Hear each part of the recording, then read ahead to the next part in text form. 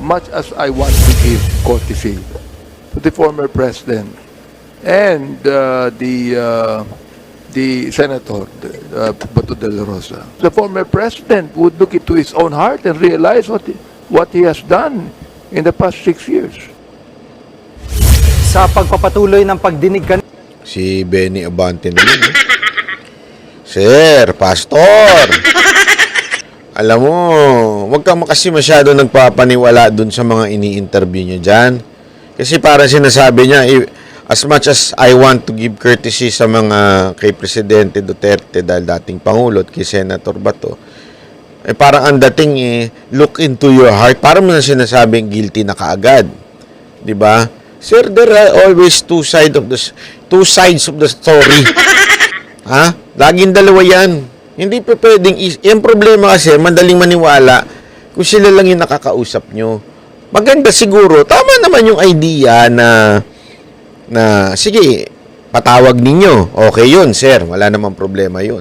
Pero yung sabihin mo na it's time na to look at your heart kung meron ba, na to look into your heart kung meron bang ginawang Hindi, sir. Ako doon para mong hinusga na kaagad yung mama na parang may mali ka kaya isipin mo mag-reflect ka na kaagad. Hindi, 'di ba? Sana wag pong ganoon. 'Di ba? Sana po hindi ho tama 'yon. Kasi siyempre paniniwalaan at paniniwalaan yung mga naririnig nyo ngayon. Alam naman po na. Alam nyo, minsan kasi hindi maintindihan ng iba Ito, hindi naman po tayo sa ng mamata ng iba. Minsan kasi may mga magulang, hindi naman nila kilala yung kanilang mga anak talaga. Kaya nga 'di ba pag bigla na lang may makikita ka, bigla na lang ira-riding in tandem yung isang binata doon. Tapos pag napatay, ano sasabihin ng magulang? Mabait naman yung anak ko, walang kaaway yan, ba't pinatay? Hindi, isipin niyo yan Ang daming instance niya na ganyan ang nangyayari. Mabait naman yung anak ko, hila namang yan, ba't pinatay? The real story is this. Hindi nyo kilala kasi anak nyo. That's the truth. Marami sa sa mga, lalong-lalo na doon sa laylayan, marami dyan, sa totoo lang, hindi naman nyo kilala yung mga anak nyo Hindi nyo alam kung saan kumukuha ng pera yan. Alam nyo, ang dami kong alam na ganyan.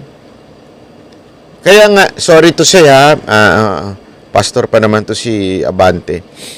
Bishop pala. Alam ko bishop to Parang kulang po ata kayo, sir, sa touch sa ground. Sa touch po kasi pagka kayo nasa ground, marirealize niyan. Marami diyan ang akala ng mga magulang nila nagtatrabaho ng matino yung mga anak nila.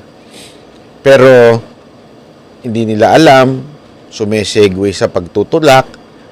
Yung iba sumesegue sa pamamamakla.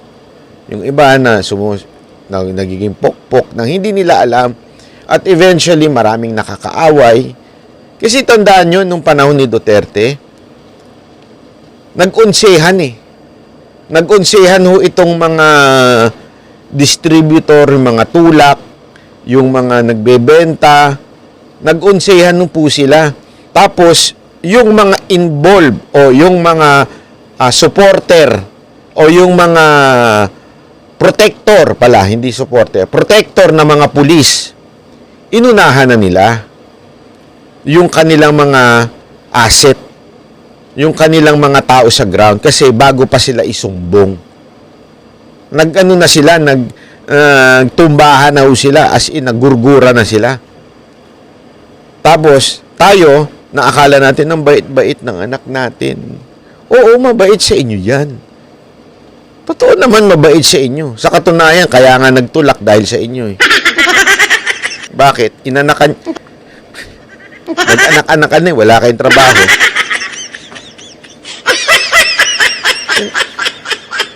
Di ba ito walang biro ito Ganyan na nangyayari sa mga mga ano, anak ng anak, walang trabaho, tambay si tatay, inom ng inom, o si anak, dumiskarte sa buhay, o nalulung sa pagtutulak, o konting, kasi alam mo, may nakausap ako eh. Eto, walang biro ito ah. May nakausap akong, ano siya eh, nung panahon ni Pangulong Duterte nun. Ano siya, tawag doon? Yung, hindi naman siya supplier, runner, ika nga. Runner lang siya ng ano. Tapos tinanong ko magkano kita niya. Ang baba lang. Sabi ko, bakit?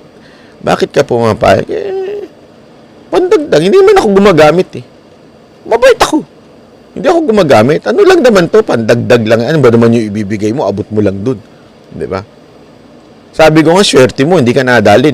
Hindi ka ginanon ha. Or else, iiyak yung nanay mo, sasabihin sa'yo, bait naman yung anak ko. Maraming ganun eh. Yung mabait talaga sila. Matino sila, nagtatrabaho naman sila, walang problema, kaya lang sumasideline, ika nga. Diba? Dumidiskarte. Kailangan nila ng konting pangtustos, tapos nainggit sila sa mga kaibigan nila sa TikTok na bakasyon ng bakasyon. Mga ganun eh. iPhone ng iPhone, hindi nila alam, pokpok naman pala yung kaibigan nila. Ang daming ganyan yung paglabas ng iPhone 15. Talagang papakita yung tatlong wait, yung card ko lumalabas. Papakita yung tatlong tudok. Hindi to iPhone 15. Para talagang bibidyo ganun. Tapos anong trabaho niyan? Wala, PR lang. Utangin ng PR yan. PR na, kabili ka ng cellphone agad-agad. Tapos pag tinanong mo yung nanay, anong sasabihin mo sa anak? Mabait yung anak ko, hindi nga palalabas yan eh. Dito lang lagi yan, minsan lang lumabas. Tapos pag uwi, may pera ng dala. Minsan lang lumabas. Pag uwi, may dala-dala ng pera, may iPhone na. Ang inang trabaho yan, big time. Tapos ang sasabihin ng magulang, mabait yung anak ko. Hindi nga mahulugang konservative yan. Tangina, dami kong kilalang ganyan, konservative. Pero ano yan, may body count yan. Giniit ng mga abogadong tumutulong sa mga biktima na si Duterte ang pinaka-responsable sa mga patayan sa drug war.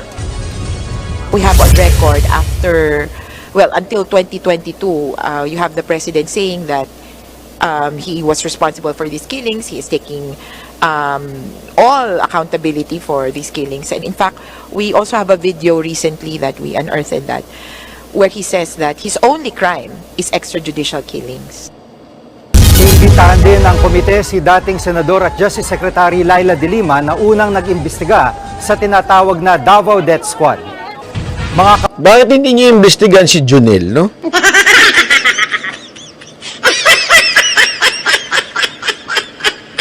Dapat yun ang imbestigan. Nakalimutan na kaagad nila si Junel, ano? Hindi kasi, tandaan ninyo, inimbestigahan yan sa kamera si Junel. Diba? Diyan nga natin nakuha yung Junel. Paano katawagin ng ni Secretary? Junel!